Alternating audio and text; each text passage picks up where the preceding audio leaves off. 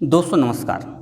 माध्यमिक शिक्षा मंडल मध्य प्रदेश भोपाल ने आज दिनांक 3/9/2020 को माशिम ऐप पर विद्यालय, शिक्षक एवं छात्रों के रजिस्ट्रेशन के संबंध में तथा नवीन मूल्यांकन पद्धति के अनुसार किस तरह से असाइनमेंट एवं परीक्षा होगी उसके संबंध में अपने दिशा निर्देश जारी कर दिए हैं। इसकी 3 महत्वपूर्ण बातें हैं। पहली बात तो यह है कि प्रत्येक विद्यालय, प्रत्येक शिक्षक, चाहे वो किसी भी संवर्ग का हो, शिक्षक संवर्ग का हो, अध्यापक संवर्ग का हो, गेस्ट फैकल्टी का हो, मानदेय के आधार पर हो, उनका रजिस्ट्रेशन करवाना अनिवार्य है माशिम ऐप पर। यह बात कक्षा 9वीं से 12वीं के लिए लागू है। वे समस्त विद्यालय जो माध्यमिक शिक्षा मंडल से संबद्ध है, चाहे वो शासकीय हो एवं अशासकीय, उन्हें अपना रजिस्ट्रेशन करवाना है। छात्रों के संबंध में छात्र चाहे नियमित हो या स्वाध्यायी हो, प्रत्येक छात्र को जो कक्षा 9वीं से 12वीं तक में अध्ययनरत है उसको अपना रजिस्ट्रेशन माशिम ऐप पर करवाना अनिवार्य है। तीसरी बात इसमें यह है कि कक्षा 9वीं में जो नवीन प्रवेशित छात्र हैं जिनको नामांकन जारी नहीं हुआ है, वे अपना रजिस्ट्रेशन करेंगे। स्कूल उनको जैसे ही वेरीफाई करेगा तो वे नामांकन के लिए पात्र हो जाएंगे और स्कूलों के द्वारा ऑनलाइन फीस जमा करने पर उनके नामांकन नंबर जारी हो जाएंगे। तीसरा, असाइनमेंट के संबंध में जो दिशा निर्देश कुछ दिनों पूर्व जारी हुए थे वे यथावत रहेंगे। फिर भी इसकी कुछ महत्वपूर्ण बातें मैं आपको बता देता हूँ कि माशिम ऐप पर कक्षा 9वीं से 12वीं तक अध्ययनरत स्वाध्यायी या नियमित छात्र को अपना नामांकन करवाना है और जब उसकी पुष्टि हो जाएगी तो मंडल द्वारा उनका नामांकन स्वीकार कर लिया जाएगा और नामांकन क्रमांक जारी किया जाएगा। प्रत्येक शिक्षक, चाहे वह स्थायी, अनुबंधित, अतिथि, पूर्णकालिक, अंशकालिक हो, मानदेय हो, उनका रजिस्ट्रेशन किया जाना अनिवार्य है। शिक्षक जब अपना रजिस्ट्रेशन ऐप पर करेगा और विद्यालय उसको स्वीकृत कर लेगा तो शिक्षक का नामांकन भी स्वतः मंडल को जारी हो जाएगा और शिक्षकों को भी नामांकन क्रमांक जारी किया जाएगा। इसके अलावा जिन छात्रों के पास मोबाइल सुविधा उपलब्ध नहीं है वे अपना नामांकन किसी परिचित के मोबाइल से स्कूल में जाकर या कियोस्क सेंटर में जाकर करवा सकता है। एक मोबाइल से एक से अधिक छात्रों के नामांकन किए जा सकते हैं, लेकिन छात्रों जब भी आप मोबाइल से, पोर्टल से या कहीं से भी आप आवेदन करें तो आवेदन सबमिट होने के बाद एक आवेदन क्रमांक जारी होगा, उसे ज़रूर नोट कर लें। विद्यालय में दर्ज सभी विद्यार्थियों को माशिम ऐप पर जब नामांकन आवेदन की पुष्टि संबंधित के विद्यालय के द्वारा कर दी जाएगी, उसके बाद विद्यालय छात्रों के नामांकन की पुष्टि करने के बाद ऑनलाइन शुल्क जमा करने पर छात्र का मंडल में नामांकन स्वतः हो जाएगा।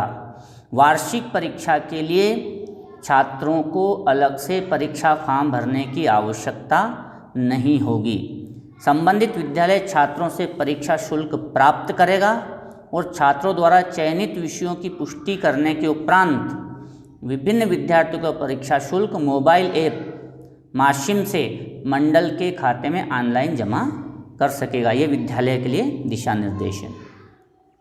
धनराशि जैसे ऑनलाइन जमा होती है, विद्यार्थियों का वार्षिक परीक्षा पंजीयन मान्य हो जाएगा और उसका प्रवेश पत्र वह स्वयं अथवा विद्यालय के माध्यम से मंडल के पोर्टल से निकाल सकेगा। तो जो भी छात्र नामांकित हो जाएंगे उसको एक ही बार नामांकन करना है, बार बार नहीं। परीक्षा के लिए अलग से कोई रजिस्ट्रेशन करवाने की आवश्यकता नहीं है। इसके बाद इसी ऐप के माध्यम से स्कूल अपने यहाँ पढ़ाने वाले शिक्षकों को उनके पढ़ाने के विषय और पढ़ाने की कक्षाएं भी उसमें दर्ज करना होगी। अब साथियों, इस वर्ष की जो मूल्यांकन पद्धति है वो इस प्रकार से है कि प्रत्येक विषय को 10 यूनिट में बांटकर प्रत्येक 2 सप्ताह में 1 यूनिट के लिए मध्य प्रदेश दूरदर्शन पर ऑडियो वीडियो पाठ प्रसारित किए जाएंगे।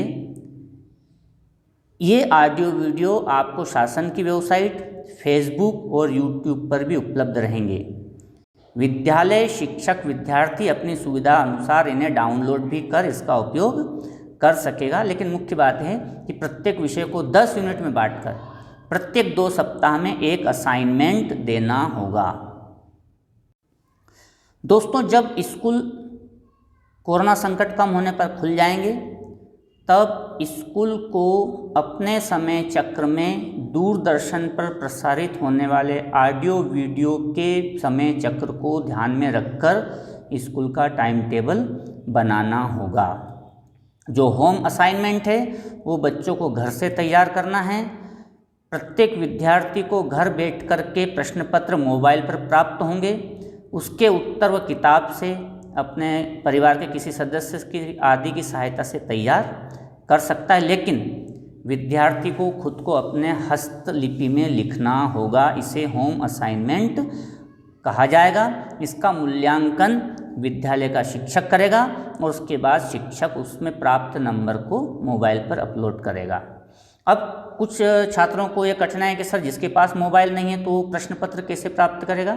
तो दोस्तों, ऐसी दशा में वो संस्था के प्राचार्य से मिलकर के अपना पेपर ले सकता है, या संस्था के प्राचार्य को सुनिश्चित करना होगा कि नियत समय पर संबंधित विद्यालय पर के जितने भी पोर्टल पर छात्र रजिस्टर्ड हैं उन तक प्रश्न पत्र पहुंच जाए। जो विद्यार्थी होम असाइनमेंट नहीं करेगा उसे एक बार चेतावनी दी जाएगी, तत्पश्चात एक और चेतावनी दी जाएगी। इसके बाद भी जो विद्यार्थी असाइनमेंट नहीं करेगा उसका नामांकन तब तक के लिए निलंबित हो जाएगा जब तक वो होम असाइनमेंट पूरा नहीं करता। तो छात्रों, इस पॉइंट को विशेषकर ध्यान रखें। और इस होम असाइनमेंट से जो नंबर प्राप्त होंगे उसको आंतरिक मूल्यांकन के लिए मान्य किया जाएगा, मतलब आपकी मार्कशीट में इसको लिया जाएगा। होम असाइनमेंट के लिए मोबाइल ऐप में यह व्यवस्था होगी कि प्रत्येक छात्र को अलग अलग प्रश्न पत्र मिल सके। इसके लिए मंडल के द्वारा प्रश्न बैंक भी तैयार किए जाएंगे और शिक्षकों को प्रशिक्षण भी दिया जाएगा। इस होम असाइनमेंट की गुणवत्ता बनाए रखने के लिए मंडल के द्वारा कुछ शिक्षकों का चयन किया जाएगा, उनसे मार्गदर्शन दल बनाया जाएगा जो विभिन्न स्कूलों के होम असाइनमेंट की मूल्यांकन की गुणवत्ता का परीक्षण करेगा और शिक्षकों को गुणवत्ता में सुधार के लिए मदद करेगा। विद्यार्थी का मूल्यांकन सभी अनिवार्य विषयों के प्राप्तांक के आधार पर किया जाएगा और इस प्रकार असाइनमेंट और वार्षिक परीक्षा के अंक मिलाकर के उसकी मार्कशीट बनेगी। और जो विद्यार्थी होम असाइनमेंट पूरा नहीं करेगा अथवा अनुत्तीर्ण होगा उसे आंतरिक परीक्षा में अनुत्तीर्ण माना जाएगा। होम असाइनमेंट एवं वार्षिक परीक्षा में पृथक पृथक पूर्णांक संबंधी आदेश पृथक से जारी किए जाएंगे, लेकिन 9वीं और 11वीं की जो वार्षिक परीक्षा होगी वो विद्यालय स्तर पर ही ली जाएगी, इसका ध्यान रखें। इसके अलावा शिक्षकों को इसके लिए मंडल द्वारा समय समय पर प्रशिक्षण भी दिया जाएगा।